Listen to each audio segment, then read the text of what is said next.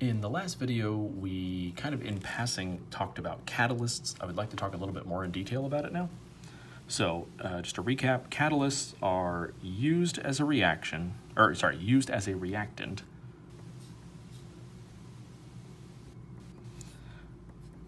but are returned as a product. So in theory, it never gets used up. In the real world, they get used up all the time. But on paper, it shouldn't get, just from a theoretical standpoint, you should get them back, okay? And their goal is to speed up the reaction.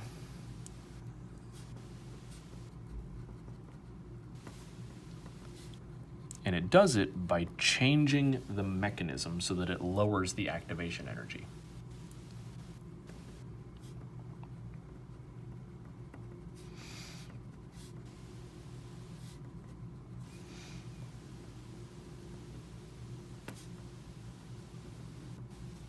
Okay, so here's an example of that. Okay, so we're going to look at an example of ozone, which is O3, reacting with molecular oxygen to form two equivalents of O2. Okay. It turns out that the activation energy for that individual step, if you do it all as one step, is 17.1 kilojoules per mole. Okay, we don't know if that's a big number, high number, whatever. But it turns out that if you do the reaction again and you add chlorine as a catalyst, what happens is this is the proposed mechanism for it, is that this will steal one of the oxygens off and you get ClO and an O2. And then the ClO will react with the other equivalent of oxygen and remove a chlorine and you get O2. And this first step is 2.1 kilojoules per mole. And this second step is 0.4 kilojoules per mole. So the idea is if you don't have so Cl would be the catalyst in here. If you don't have a catalyst, it takes 17.1 kilojoules per kilojoules per mole to make this reaction happen. If you do have the catalyst, the highest peak you have to get over is 2.1. And even if you added them together, it's 2.5, which is still significantly lower than this. Okay? So for this reaction, I'm just going to really quickly point out that Cl is the catalyst, which is what we're talking about, and ClO would be the intermediate. It forms along the way and then gets used up before the end. Okay, I'm going to try to sketch the reaction profile for this. Okay, energy on the y-axis, reaction progress or time, whatever you want to visualize it as, on the x-axis. So the overall reaction would be O3 plus O forms 2O2. Okay, and it's exothermic. You would have to be told that, but I'm just, for right now, just going to tell you that it is. Oops, plus O, and then we get 2 moles of O2. It turns out that the energy for this is pretty high. Okay, and so I'm going to try to label this. Okay. This is 17.1 kilojoules. Okay, same value we saw up here. Okay, and that's the uncatalyzed version of the reaction. If you add the catalyst, which I'm going to draw in blue, you should get it back at the end, and I'm just going to go ahead and label it like that. But what happens is we end up having 2 peaks, so you end up with more steps, but they're each lower to overcome. And instead of being 17.1, it's only 2.1, which honestly I'm not even sure I could draw to scale and make it legible. But you end up with basically 2 little peaks, and then it still comes down to the same part. So your delta H never changes. A catalyst will not affect your delta H, but it does affect the height of your intermediates, the height of your activation energies. So this is a value of 2.1, and this is a value of 0.4. Not really to scale because I can't draw real well, but it is what it is. So this is how the catalyst speeds up the reaction. It actually gives you an alternate path that has lower peaks, lower energy barriers to overcome, okay? So in this particular case, you get the same reactants and products, but the chlorine allows you to like cheat the system and not have to go through this horrible, really high energy path. Okay. And anytime you have a catalyst, it always adds more steps. So getting 2 peaks in place of 1 isn't uncommon, but it's still significantly less energy, which is why the reaction speeds up. Okay. In the real world, catalysts are pretty common. They come up in chemistry chemistry and biology all the time. We are going to talk about the biology side of things. We need to talk about enzymes. Honestly, if you ever take like biochemistry, you're going to spend like, I don't know, 2 or 3 semesters learning about enzymes. I am not going into the gory details. The main thing I need you to know is that enzymes are basically proteins that are active. Your body has proteins that just sit around and do nothing, like your hair, and they also have proteins that are like able to do things and change things, and that's what enzymes are. So enzymes are just proteins acting as a biological catalyst.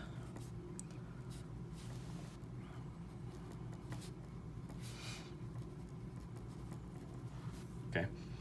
And the idea is your body is basically run by enzymes. I used to have a biochem professor who referred to all of us as big floppy sacks of enzyme reactions. And he's not wrong, but it does kind of belittle you a little. I don't know that I took him that literally, but you know, whatever.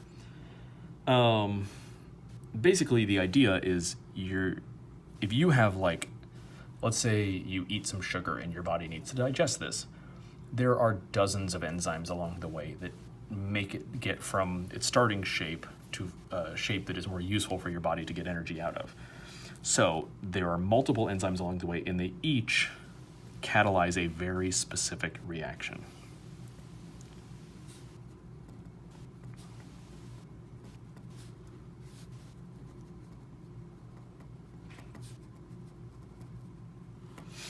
Okay. Enzymes are a little complicated. Typically the way it works is you have amino acids, they fold up, and then there's usually an active site where there's like 2 or 3 different amino acids that the molecule will fit into. It changes it slightly and it spits it back out. But your enzyme ends up exactly how it started, which is why it's a catalyst. Basically it doesn't get changed in the process, but it did affect your molecule. Okay. The active site is where the actual other molecule fits in. This other molecule is called a substrate. Yeah, so let's write some of that stuff down. So the active site, it's basically the part of the enzyme that causes the reaction.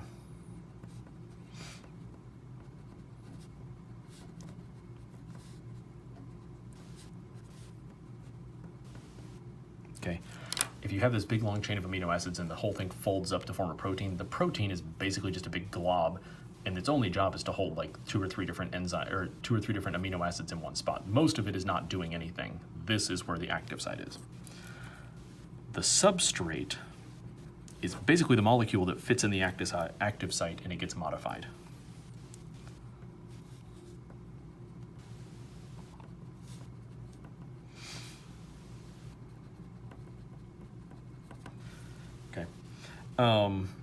It turns out that enzymes are really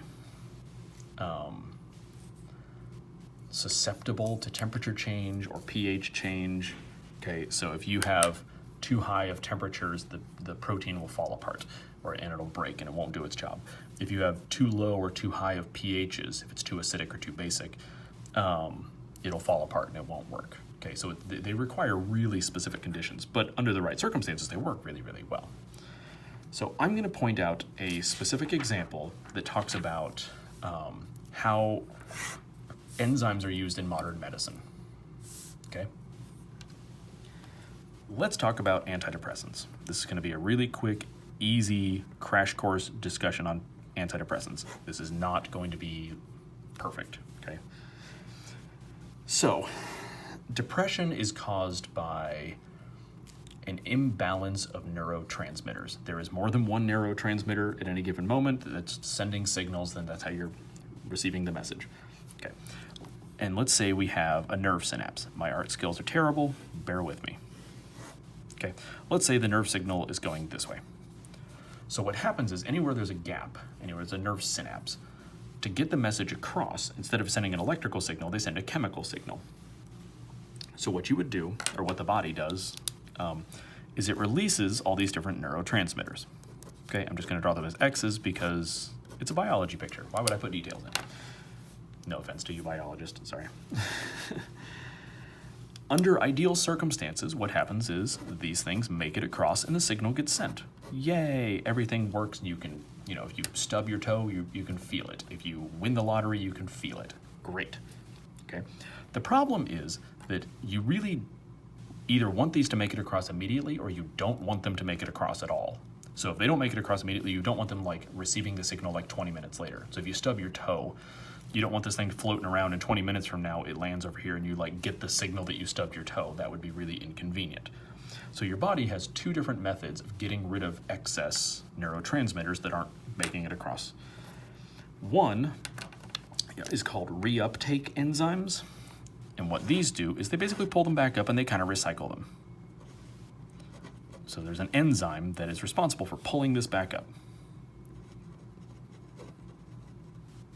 Okay? And under ideal conditions, this is useful. It does its job. We don't waste our stuff. That's great. It gets it over there. There is another option that if it doesn't get picked back up and you don't want it across, you can just destroy it. Okay? And you basically would just, another enzyme would come and just mark it out. Like basically destroy it. This one has a really specific name, but it's monoamine oxidase. Anything that ends with ASE is usually an enzyme, okay? But its only job is to destroy the excess. So there's basically two options. They either get recycled or they get destroyed. But either way, if they don't make it across, like immediately, this is how your body deals with it. Depression is typically caused by one or both of these enzymes being too active. So the idea is if, let's say it's this one, if you win the lottery or, drink a cup of coffee and it's too hot, whatever, some sort of nerve signal gets sent. The problem is with depression is if these things are being sent across and this thing is too good at its job and recycles them all back up, you're getting a very muted signal of what's going on in the world. And so it's really hard to perceive the full range of emotions that you're supposed to perceive. So if this is too good at its job or if this is too good of its job, you don't get the full signal. And that's essentially what depression is. So modern medicine literally thrives on the idea of finding the correct enzyme that's doing something not quite the way you want it to, and then slowing it down. You inhibit it, okay? You guys have probably heard of both of these types of antidepressants if you've ever watched, a commercial ever in your life. The most common option nowadays are SSRIs. Serotonin tends to be the most likely neurotransmitter that needs to be balanced out correctly. So SSRI stands for selective serotonin, which is a neurotransmitter, reuptake inhibitor. So in other words, the enzyme that grabs onto serotonin and pulls it back, it slows down that enzyme. Reuptake inhibitor. So inhibitor just means it slows down this enzyme. Basically, it clogs up the enzyme so that this stands a better chance of making it across. Okay? So basically, if this guy is too active, you're not going to be receiving these signals at full power, and you're basically going to get a muted version of life. It's kind of like watching a TV with like if you go into the settings and you turn the brightness down a lot and you turn the contrast down a lot and you can everything's just kind of fuzzy and blurry and you can't see everything that way. That's how your emotions work when you have depression. So if you can stop this guy from being overactive by inhibiting it, by basically clogging it up, basically it takes something and shoves it in the active site so that it's just busy and it can't grab this. What'll happen is more of the signal will get across and the feeling will be a clearer picture, whatever, I don't know. My analogy only works so well. Okay. So SSRIs specifically work on the reuptake enzyme inhibition. If you can stop these, you can get more signal across. Okay. The other option are MAOIs. Okay. These ones tend to have a lot of side effects. Honestly, you hear a lot of them. You hear these a lot when you hear about, if you ever watch a drug ad, they'll be like, it treats this, and they'll spend 2 minutes talking about all the side effects. They'll be like, do not take with MAOIs. This is MAOIs. It is monoamine oxidase inhibitor. Okay.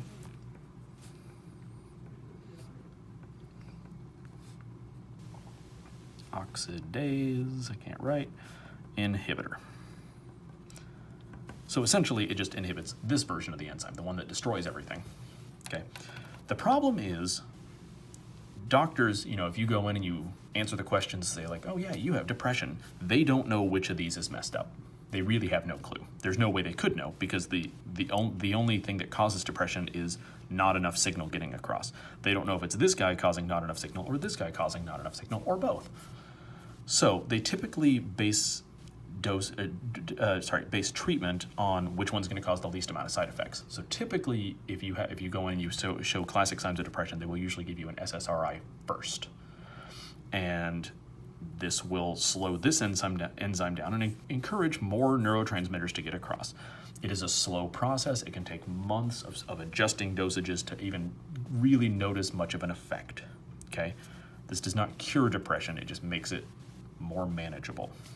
Okay. The problem, though, is if this isn't the one that's the problem, if it's this guy, you could be taking SSRIs for 6 straight months and never see an improvement, and then they have to wean you back off of it before they start you on the MAOIs, which also has its own side effects. And if you have both of these are overactive, trying to find a balance of both of these can be a pain. Okay? But this is how modern medicine works. Essentially, there's an enzyme in your body doing something that you don't want it to do. If we can figure out how to slow it down to speed up something else in your body that you want to happen, like, I don't know, more neurotransmitters making it across the synapse, you can treat most modern diseases. Okay? So this whole idea of biological catalysts is critically important to anybody who ever plans on, going into medicine, going into biology, getting old enough to take medications, because, I don't know who you are, but if you live past the age of 30, you'll probably be on some sort of lifelong medication. Okay. But enzymes kind of run the show, so if you can learn how to control enzymes, you can control the human body. Thanks.